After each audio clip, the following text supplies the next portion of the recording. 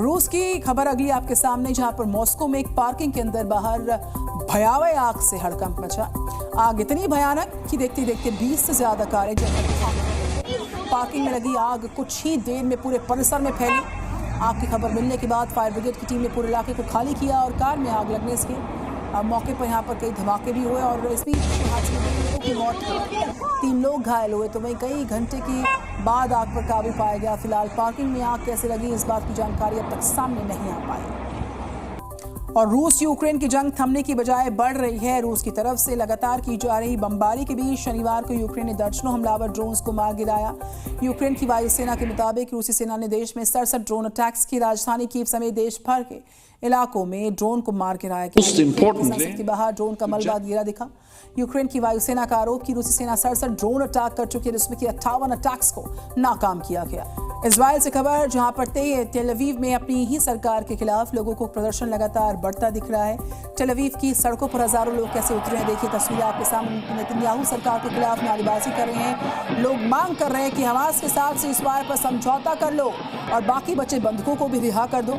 Hamas की सुरंग में मृत मिले 6 बंधकों के बाद से तेल अवीव में प्रदर्शन ऐसे लगातार हो रहे हैं।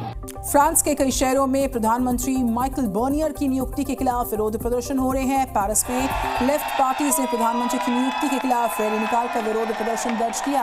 प्रदर्शनकारियों ने राष्ट्रपति इमानुएल मैक्रों को चुनाव में धोखाधड़ी के आरोप लगाए और हालात ये हुए 130 शहरों में मैक्रों के खिलाफ विरोध प्रदर्शन हो रहे हैं और ये विरोध प्रदर्शन एक अनिर्णित चुनाव के बाद हो रहा, इसमें वामपंथियों ने सबसे ज्यादा सीट्स को हासिल किया। और देखिए, व्लादिमीर पुतिन के बाद अब इटली की पीएम जॉर्जिया मेलोनी ने भी भारत पर भरोसा जताया है। जॉर्जिया मेलोनी ने कहा कि भारत रूस यूक्रेन युद्ध समाप्त करने में अहम भूमिका निभा सकता है। यूक्रेन के राष्ट्रपति जेलेंस्की से मुलाकात के बाद इटली की पीएम मेलोनी ने कहा कि मेरा मानना है कि रूस यूक्रेन संघर्ष को सुलझाने में भारत अहम भूमिका निभा सकता है। जॉर्जिया मेलोनी ने फिर दोहराया, इटली यूक्रेन का मजबूत समर्थक रहा है।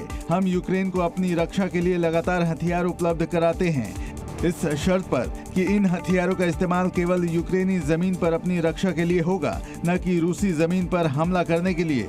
इस संघर्ष को दोनों पक्षों की बात को समझते हुए खत्म करने की जरूरत है और मुझे लगता है कि चीन और भारत इसमें अपनी भूमिका निभा सकते हैं।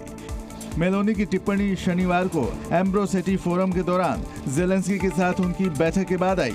इटली की पीएम मेलोनी के चीन और भारत को मध्यस्थ के रूप में रखने से पुतिन के उस बयान को समर्थन मिलता है जिसमें उन्होंने कहा था कि चीन, भारत और ब्राजील मध्यस्थ के रूप में संघर्ष सुलझाने में मदद कर सकते हैं। जी न्यूज़।